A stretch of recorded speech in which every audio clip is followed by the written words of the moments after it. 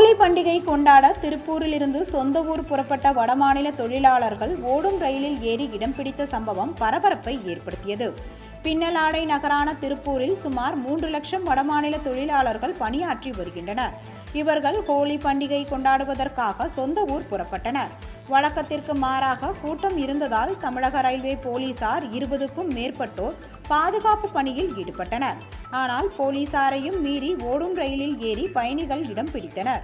இதுபோன்ற பண்டிகை காலங்களில் கூடுதல் ரயில் இயக்கினால் பயணிகள் நெருக்கடி இல்லாமல் செல்வதற்கு வசதியாக இருக்கும் என அனைவரின் கோரிக்கையாக உள்ளது.